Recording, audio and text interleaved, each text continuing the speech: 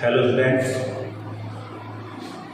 आज अपने English medium 12th class solid state का नेक्स्ट पार्ट कर रहे हैं। जो पहले अपने पढ़ चुके हैं सॉलिड क्या होते हैं, सॉलिड की क्या प्रॉपर्टी होती है, और सॉलिड का हमने क्लासिफिकेशन कर लिया। क्लासिफिकेशन में बेसिस था, हमारे फर्स्ट बेसिस था on the basis of arrangement of constituent particle, या फिर कह सकते हो ऑर्डर कौन से टाइप का है, लॉन्ग रेंज है या शॉर्ट रेंज है ना। उसके बेस में हमने 2 टाइप्स के किए थे। एक तो किया था क्रिस्टलाइन सॉलिड और दूसरा नॉन क्रिस्टलाइन सॉलिड।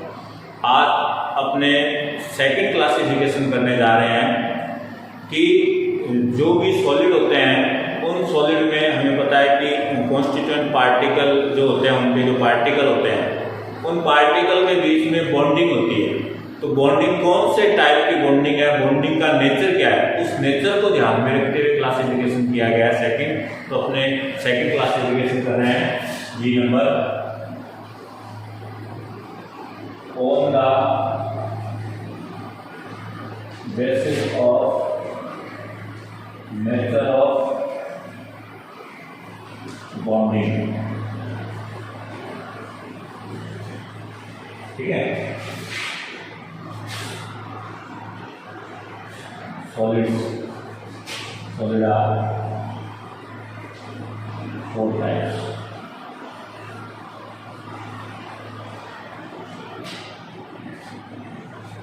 कौन से हैं? एक साइड में लिख रहा हूं टाइप ऑफ सॉलिड।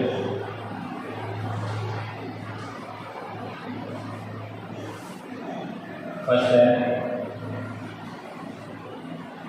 हमारे पास molecular solid, molecular solid. Second है हमारे पास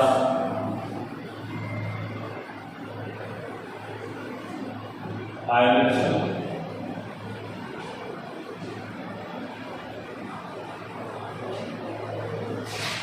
थर्ड है हमारे पास मेटालिक सॉलिड।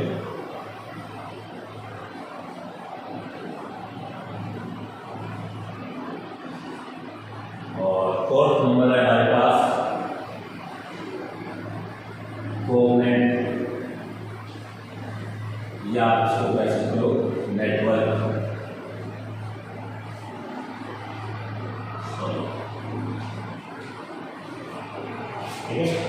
और अब हमें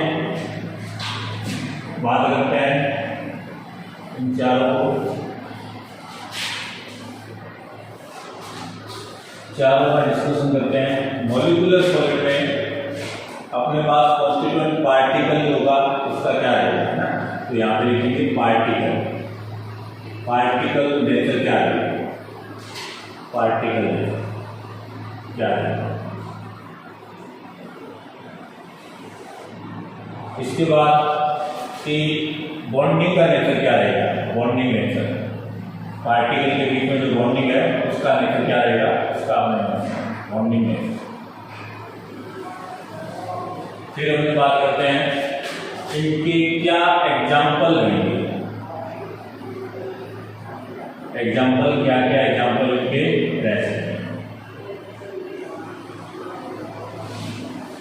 इसके अलावा इसके साथ ही अपने इनके कुछ प्रॉपर्टी और भी डिस्कस कर लेते हैं, जैसे इनके मेल्टिंग पॉइंट क्या है,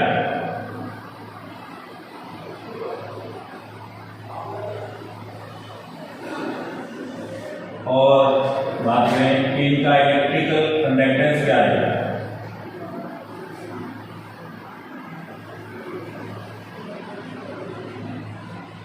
ये सारी प्रॉपर्टी हमने। तो देखो, सबसे पहली बात है मॉलिक्यूलर सॉलिड। नाम से पता है सॉलिड, ऐसे सॉलिड जिसके अंदर उसका जो पार्टिकल होगा वो क्या रहेगा, मॉलिक्यूलर है ना।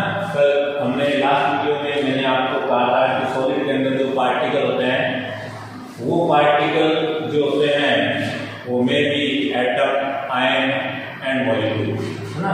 तो यहाँ पे पार्टिकल क्या रहेगा, मॉलिक्यूल।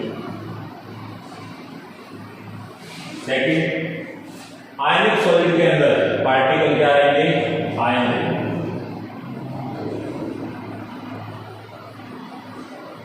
उसके बाद मेटेलिक सॉलिड के अंदर पार्टिकल क्या रहते हैं, तो इसको समझो। देखो मेटेलिक सॉलिड में होता क्या है, जैसे अपने एग्जांपल के लिए बात करते हैं, मान लो आयरन है हमारे पास, तो आयरन एक मेटेलिक सॉलिड है, इसमें ये आयरन के पार्टिकल होते हैं और हमें पता है ये आयरन के ये जो आयरन एटम है ये या तो +2 में या फिर +3 स्टेट के अंदर ये ज्यादा स्टेबल बने रहते हैं ना। तो इसका अर्थ है कि ये जो पर एटम है इलेक्ट्रॉन है या तो 2 डोनेट होंगे या फिर ये 3 डोनेट होंगे। इसका अर्थ हुआ कि जो मेटेलिक सॉलिड होते हैं उनके अंदर जो मेटेलिक ये जो आयन होते हैं, ये जो कैटायन होते हैं, मेटेलिक कैटायन होते हैं, ये मेटेलिक कैटायन होते हैं ना, ये इलेक्ट्रॉन के सी में डिप्ट होते हैं, मतलब नंबर ऑफ इलेक्ट्रॉन यहाँ ज्यादा रहते हैं और नंबर ऑफ जो मेटेलिक आयन होते हैं ये यहाँ कम रहते हैं, है ना। और ये जो मेटेलिक आयन होते हैं जो कि किसमें प्रेजेंट है, ये प्रेजेंट है इन डी लोकेलाइज्ड इलेक्ट्रॉन सी में, है ना। इस डी लोकेलाइज्ड इलेक्ट्रॉन सी में ये प्रेजेंट मेटल आयन होते हैं, यही मेटल आयन होते हैं ये मेटेलिक सॉलिड के अंदर पार्टिकल होते हैं। तो अपने इसमें लिख सकते हैं, इसमें पार्टिकल नेचर क्या रहती है अपने पास, तो यहाँ लिख सकते हैं मेटेलिक आयन प्रेजेंट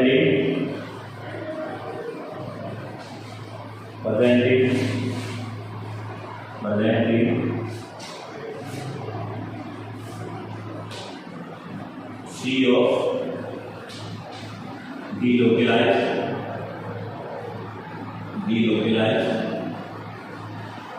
electron, ठीक है। जबकि कोवलेंट सॉलिड के अंदर जैसे डायमंड होता है तो पार्टिकल में क्या रहती है, एटम। तो ये हमने सब में बात करके पार्टिकल क्या क्या रहेगा, ठीक है। अब अपने बात करते हैं कि क्या इनमें बॉन्डिंग का नेचर क्या रहता है, एग्जाम्पल क्या रहता है। तो देखो जो मॉलिक्यूलर सॉलिड होते हैं, मॉलिक्यूल्स की नेचर को ध्यान में रखते हुए ये मॉलिक्यूलर सॉलिड 3 टाइप्स के होते हैं, नॉन पोलर मॉलिक्यूलर सॉलिड, दूसरा पोलर मॉलिक्यूलर सॉलिड और तीसरा है hydrogen bonded molecular solid. Example की बात करें हमने नॉन पोलर मॉलिक्यूलर सॉलिड। अब कोई मॉलिक्यूल सही पोलर है या नॉन पोलर है ये हमें कैसे पता चलता है। 11th क्लास में हमने डायपोल मोमेंट पढ़ा है, उसमें हमने बात की थी कि डायपोल मोमेंट यदि 0 आ जाता है तो अपने पोलर बोलते हैं और dipole moment not equal to 0 तो अपने उसको यदि डायपोल मोमेंट 0 तो नॉन पोलर कहते हैं और dipole moment not equal to 0 तो अपने उसको पोलर बोलते हैं। और उसके बेस पे अपने आसानी से पहचान सकते हैं कि मॉलिक्यूल्स का नेचर क्या है। तो यदि मान लो वो नॉन पोलर है, जैसे नॉन पोलर का एग्जाम्पल मैं देता हूँ, जैसे मैंने कहा I2 है, तो I2 किसमें आता है, नॉन पोलर। अब I2 सॉलिड ही होता है, रूम टेम्परेचर पे भी सॉलिड होता है। अब जैसे H2 है, अब ये H2 जो होता है ना ये है तो नॉन पोलर आपको पता है, लेकिन आप कहोगे कि ये तो गैस है, तो ये पर्टिकुलर ये जो स्टैंडर्ड टेम्परेचर प्रेशर है या कहते हैं रूम टेम्परेचर पर ये गैस है, लेकिन अपने इसके टेम्परेचर को कम करके इसको सॉलिड में कन्वर्ट कर सकते हैं। और सॉलिड में कन्वर्ट करेंगे तो कौन से टाइप का सॉलिड होगा, नॉन पोलर मॉलिक्यूलर सॉलिड होगा। ऐसे ही N2 गैस होती है, लेकिन जब इसका सॉलिड बनेगा तो इसी टाइप का बनेगा। ऐसे CO2 है, ये भी इसी टाइप है। इसके अलावा जितनी भी इनर्ट गैसेज आती है ना, इनर्ट गैसेज है जैसे हीलियम वगैरह या कोई भी इनर्ट गैसेज आप देखो, हीलियम नियॉन आर्गन कोई भी है, तो ये सब के सब जो होते हैं ये नॉन पोलर मॉलिक्यूलर सॉलिड में इसका आपको ध्यान रखना। अच्छा, जब ये नॉन पोलर में आते हैं तो हमने ये पढ़ा हुआ है कि इनर्ट गैसेज है इन्वायरमेंट के अंदर भी होती है, इसके अलावा इन्वायरमेंट में हाइड्रोजन नाइट्रोजन भी होती है ना। और इनके बीच में इन्वायरमेंट के अंदर ये जो पार्टिकल होते हैं इनके बीच में जो अपने फोर्स एग्जिस्ट करता है उसको हमने नाम भी दिया था वांडरवाल फोर्स। 11th में हमने पढ़ा था वान डर वाल फोर्स। और ये जो होते हैं ये वीक फोर्स होते हैं ना। तो वान डर वाल फोर्स है, इनमें हमने 3 टाइप्स के वान डर वाल फोर्स पढ़े हुए हैं। तो 3 टाइप्स में से इसके अंदर यूनाइट गैसेस में हमने कौन सा वान डर वाल फोर्स पढ़ा था? डिस्पर्सन, या जिसको अपने बोलते हैं लंदन फोर्स। तो यहाँ पे बॉन्डिंग नेचर में क्या होगा कि यहाँ पे होता है डिस्पर्सन फोर्स या कह दो लंदन फोर्स, डिस्पर्सन फोर्स या कह दो लंदन फोर्स। ठीक है, तो ये आपको ध्यान रखना। ठीक है, ये हमने फर्स्ट टाइप के वाले में पढ़ लिया, डिस्पर्सन फोर्स या लंदन फोर्स।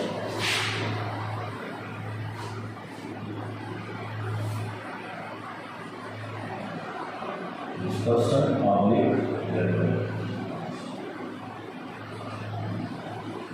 ठीक है, तो ये हमने फर्स्ट। अच्छा, उसके बाद पोलर मॉलिक्यूलर सॉलिड है। तो पोलर मॉलिक्यूलर सॉलिड में सभी के अंदर है तो मॉलिक्यूल से रहेंगे, सब में पार्टिकल नेचर तो मॉलिक्यूल से रहेगा। पोलर के अंदर कौन से आते हैं? जैसे हमने कहा HCl पोलर में आता है ना, पोलर में आता है, ये हमने पढ़ा हुआ है। वीक वान डर वाल फोर्सेस इसमें भी होते हैं। और कौन से टाइप के? डायपोल बनता है इसमें, पार्शियली पॉजिटिव यहाँ होता है, पार्शियली नेगेटिव यहाँ होता है। और मॉलिक्यूल्स के बीच में कौन सा अट्रैक्शन होता है? Dipole attraction. तो यहाँ पे आप लोग लिख सकते हो कौन सा होता है? Dipole attraction, dipole attraction.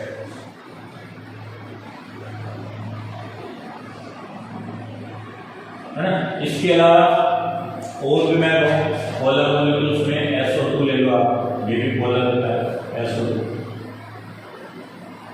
है ना, ये भी पोलर मॉलिक्यूल्स में आता है ना। अच्छा, हाइड्रोजन बॉन्डेड मॉलिक्यूलर सॉलिड कौन से होते हैं? हाइड्रोजन बॉन्डेड मॉलिक्यूल्स मैंने आपको बता रखा है कि हाइड्रोजन बॉन्डेड होने के लिए अपने पास में जो कंडीशन है, मॉलिक्यूल्स के अंदर हाइड्रोजन तो होना ही चाहिए। इसके साथ में हाइड्रोजन के साथ में या तो क्लोरीन हो या ऑक्सीजन हो या नाइट्रोजन हो। और इन तीन के साथ मैंने आपको बता रखा है ये कंप्लीट हाइड्रोजन बॉन्डिंग बनाता है, जबकि क्लोरीन के साथ में पार्शियली हाइड्रोजन बॉन्डिंग बनाता है। तो ये मॉलिक्यूल्स के अंदर हाइड्रोजन तो होना ही चाहिए, इसके अलावा ये तो हाइड्रोजन बॉन्डेड मॉलिक्यूल्स का मैं एग्जांपल लेना चाहूँ तो मैं एग्जांपल इसमें ले सकता हूँ। थर्ड वाले में H2O ले लो, और H2O कौन सा? सॉलिड, जिसको अपने क्या बोलते हैं? आइस, है ना।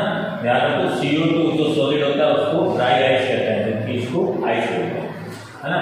इसके अलावा और भी आप लेना चाहो तो NH3 ले लो, NH3, है ना। सॉलिड फॉर्म में, सब सॉलिड फॉर्म में बात करेंगे। ठीक है, नॉर्मल टेम्परेचर में ये कोई भी स्टेट हो, जैसे ये गैस होता है, ये भी गैस होता है, तो सॉलिड जब होंगे तब ये कौन से टाइप के रहेंगे तब की बात कर रहे हैं। तो ये हमने इसमें एग्जाम्पल दिया। अच्छा, इसके अंदर बॉन्डिंग का क्या नाम दिया? Bonding nature. तो हमने इसको विशेष नाम ऑलरेडी पहले दे रखा है, हाइड्रोजन बॉन्डिंग। तो यहाँ पे लिख देंगे अपने हाइड्रोजन। ओके, तो ये हमने इसमें पढ़ लिया। बाकी तीनों के नेचर मॉलिक्यूल्स तो पार्टिकल नेचर मॉलिक्यूल्स से। अच्छा, अब एक और यहाँ पे क्वेश्चन ध्यान रखो। Cl जो है ये मैंने आपको बता रखा है पार्शियल हाइड्रोजन बॉन्ड बनाता है। बाई चांस ये ऑप्शन नहीं दे रहा है तो आप इसको इसमें भी लिख सकते हो, कोई दिक्कत नहीं, है ना। तो ये आपको बता दें। इसके अलावा आयनिक सॉलिड का एग्जांपल, तो आयनिक सॉलिड में कोई भी आप एग्जांपल ले लो, जैसे NaCl ले लिया, कोई भी एग्जांपल ले लो, मैग्नीशियम ऑक्साइड ले लो, जिंक ऑक्साइड ले लो, कोई भी एग्जांपल आप। अच्छा, आयनिक सॉलिड के अंदर बॉन्डिंग नेचर क्या होता है? तो बॉन्डिंग नेचर आप आयंस के बीच में आप बॉन्ड पढ़ते हो, कौन सा? Electrostatic force. जो आयंस के बीच में फोर्स आप पढ़ते हो, जिसके अंदर इलेक्ट्रोस्टैटिक फोर्स, जिसको कूलॉमिक फोर्स भी बोलते हो आप। तो यहाँ पे आप लिख सकते हो कूलॉमिक फोर्स या इलेक्ट्रोस्टैटिक फोर्स।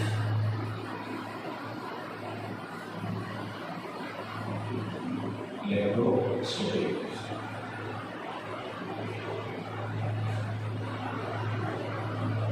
अच्छा, उसके बाद अब मैं बात करते हैं मेटालिक सॉलिड। तो मेटालिक सॉलिड के अंदर जो बॉन्डिंग होता है उसका नाम मेटालिक बॉन्ड ठीक है। एग्जाम्पल में आप देना चाहो, कोई भी एग्जाम्पल ले लो मेटल का, आयरन हो गया, सिल्वर हो गया, गोल्ड हो गया, कोई भी यानी मेटल आप ले लो। अच्छा कोवलेंट के अंदर, तो कोवलेंट में आप एग्जांपल लेना चाहो तो इसके अंदर आप एक तो देखो हीरा, डायमंड, पार्टिकल क्या होता है इसका, कार्बन, याद रखना है ना। इसके अलावा क्वार्टज इसी में आता है। इसके अलावा सिलिकॉन कार्बाइड इसी में आता है, याद, एल्यूमिनियम नाइट्राइड इसी में आता है। अच्छा एक विशेष एग्जांपल मैं आपको बता रहा हूँ, वो है ग्रेफाइट। ग्रेफाइट जो होता है ना, इसको मैं अलग से यहाँ मेंशन कर रहा हूँ लास्ट में, ये एक्सेप्शन है। किस चीज के लिए एक्सेप्शन कह रहा हूँ मैं, क्योंकि देखो ये कोवलेंट है, कोवलेंट सॉलिड है, ये भी कोवलेंट है। कोवलेंट सॉलिड होने के बाद भी जो ग्रेफाइट होता है, यदि आप इसके इलेक्ट्रिकल कंडक्टेंस को यदि देखो तो ये कंडक्टर्स होते हैं। और इसका रीजन आप अच्छी तरह जानते हो, आपने 10th में पढ़ा हुआ है कि ग्रेफाइट में हेक्सागोनल लेयर स्ट्रक्चर होती है और उसके हेक्सागोनल लेयर स्ट्रक्चर के बीच में फ्री इलेक्ट्रॉन होते हैं, और फ्री इलेक्ट्रॉन के कारण ही ये जो है कंडक्टेंस को शो करता है। मतलब इसकी इलेक्ट्रिकल कंडक्टेंस क्या होगा, ये कंडक्टर होगा। अच्छा इसके बाद बाकी जो भी आप होगे तो ये सारे के सारे क्या होते हैं, ये सारे के सारे इंसुलेटर। तो ये इसलिए कह रहा हूँ थोड़ा इसलिए जाना, क्योंकि इसमें डायरेक्ट हो सकता है आपको पूछ लिया जाए कि एक ऐसे सॉलिड का एग्जांपल लिखो जो कोवलेंट होने के, कोवलेंट के साथ साथ में कंडक्टेंस को भी शो करता है। कोवलेंट सॉलिड होने के साथ साथ कंडक्टेंस भी शो करता है, आप होंगे ग्रेफाइट। ठीक है, तो ये आपको याद है। इसके अलावा अब अपने एग्जाम्पल यहाँ पे, एग्जाम्पल मैंने यहाँ दे दिए फोर्स, तो यहाँ है फोर्स, आपको पता ही है कोवलेंट बॉन्डिंग होती है, तो आप यहाँ लिख सकते हैं। इसको मैं यहाँ लिख देता हूँ, कोवलेंट बॉन्डिंग कर लेना, कोवलेंट बॉन्डिंग नेचर होती है कोवलेंट। क्लियर। अब अपनी बात करते हैं इलेक्ट्रिकल कंडक्टेंस इन सभी। तो देखो प्योर वाटर के बारे में आपने पढ़ा हुआ है कि प्योर वाटर जो होता है कंडक्टेंस शो नहीं करता है, दैट मींस इंसुलेटर। और इम्प्योरिटी हो तो ये कंडक्टेंस शो भी करता है। इसके अलावा ये जो है इनमें तो वीक वाटर फोर्सेज होते हैं, मॉलिक्यूल्स होते हैं, और मॉलिक्यूल्स हैं तो मॉलिक्यूल्स के अंदर अपने को पता है कंडक्टेंस को होती नहीं है, क्योंकि कंडक्टेंस, इलेक्ट्रिकल कंडक्टेंस होने के लिए क्या जरूरी होता है, या तो फ्री इलेक्ट्रॉन हो और या फिर मूवेबल आयन। यदि इन दोनों में से कुछ भी होगा तो कंडक्टेंस होगा। तो यहाँ पे तो मॉलिक्यूल्स हैं, तो अपने क्या करेंगे कि ये दोनों चीज क्या है, इंसुलेटर।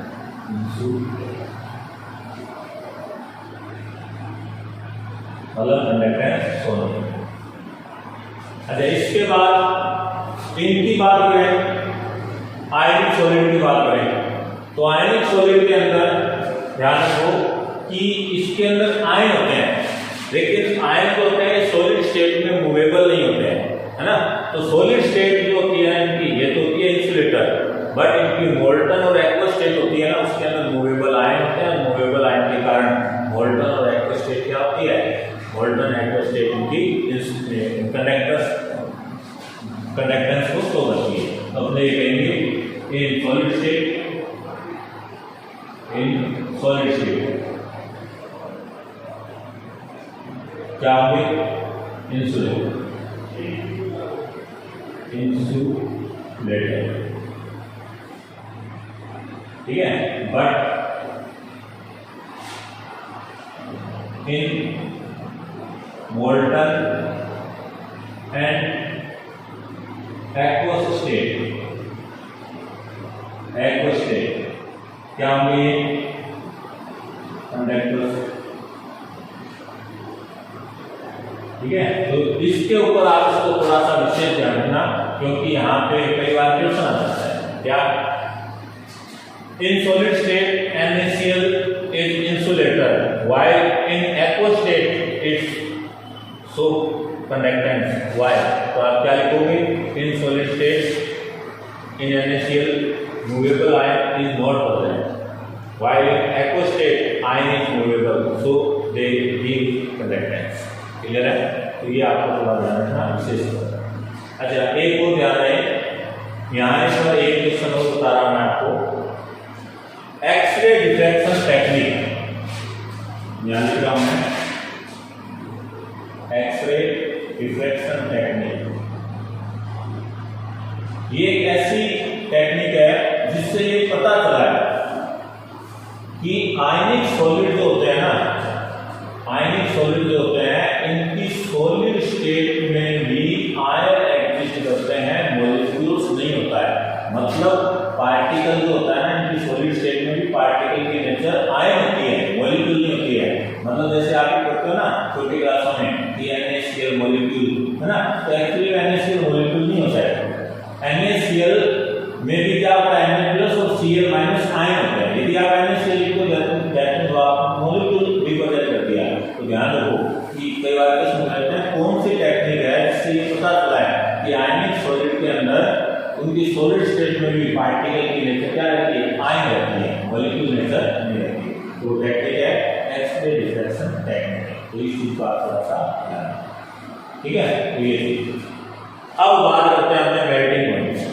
तो देखो मेल्टिंग पॉइंट की बात करें हमने,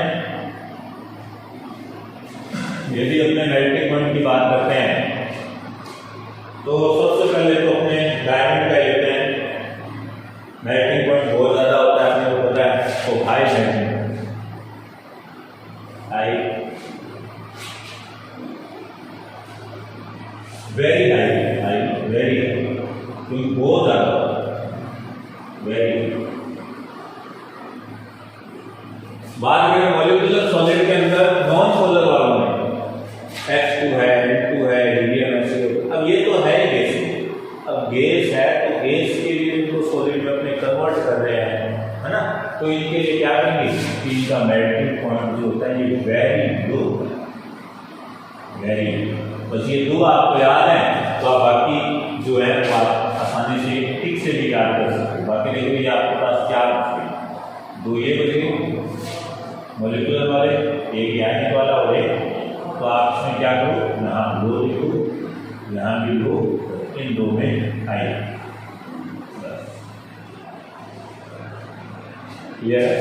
तो ये अपने पास में सेकंड क्लासिफिकेशन हो गया सॉलिड का on the basis of nature of bonding, जिसमें हमने 4 टाइप्स के किए हैं। अच्छा, इस टेबल से रिलेटेड मैं आपको कुछ क्वेश्चन बता देता हूँ।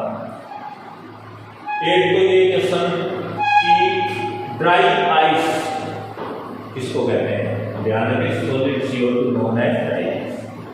इसके अलावा आइस जो है H2O की सॉलिड फॉर्म को आइस कहते हैं, ठीक है? इसके अलावा और question, NaCl is insulator in solid state while in molten and aqueous state it show conductivity. Why? तो ध्यान रखना, in NaCl, in solid NaCl ion is present but they are not have any type of movement। Clear है? या आप direct देख सकते हो कि उनमें कोई प्रकार की मोशन नहीं होती है ना। और इसके अलावा मॉल्टन स्टेट में, एक्व स्टेट में क्या होता है, उनमें मूवेबल नेचर होती है और मूवेबल नेचर के कारण ये कंडक्टेंस को शो करते हैं। अच्छा, इसके अलावा और देखो, एक ये कि मेटेलिक जो सॉलिड होते हैं वो कंडक्टेंस होते हैं, तो उसके पीछे क्या रीजन है ना? तो यहाँ पे कंडक्टेंस किसके कारण देते हैं, ड्यू टू फ्री इलेक्ट्रॉन, जबकि ये कंडक्टेंस शो करते हैं किसके कारण, ड्यू टू मूवेबल आयंस। ठीक है, तो ये थोड़ा सा ध्यान रखना, यहाँ पे कंडक्टर्स यदि होंगे तो मूवेबल आयंस के कारण होंगे, और ये जो कंडक्टर शो करते हैं, कंडक्टर्स नेचर शो करते हैं, तो ये मूवेबल, ये फ्री इलेक्ट्रॉन्स के, ये तो फ्री इलेक्ट्रॉन्स के कारण होते हैं, जबकि ये मूवेबल आयंस के कारण। तो ये आपको थोड़ा सा ध्यान रखें, ठीक है। और एक लास्ट एग्जांपल आपको ये ध्यान में रखना है, ग्रेफाइट कंडक्टर्स होता है, इसके पीछे रीजन क्या होता है, क्योंकि इसमें फ्री इलेक्ट्रॉन होते हैं हेक्सागोनल लेयर के ऊपर। इसके अलावा कॉन्स्टिट्यूएंट पार्टिकल याद रखना, हीरे का कॉन्स्टिट्यूएंट पार्टिकल क्या होता है, कार्बन होता है। ठीक है, ये आपको थोड़ा सा याद रखना। नेक्स्ट क्लास में अपने बात करेंगे क्रिस्टल लैटिस क्या होता है, यूनिट सेल क्या होते हैं, यूनिट सेल प्रॉपर्टी क्या होते हैं, यूनिट सेल में नंबर ऑफ पार्टिकल कैसे काम करते हैं, यूनिट सेल की एफिशिएंसी, पैकिंग एफिशिएंसी कैसे काम करते हैं, और सॉलिड में कौन कौन से टाइप के इम्परफेक्शन होते हैं, और सॉलिड के मैग्नेटिक प्रॉपर्टी। इसी के साथ अपना लेसन खत्म होगा। मतलब अभी तक अपने को 7-8 टॉपिक इस लेसन में और करने। ओके।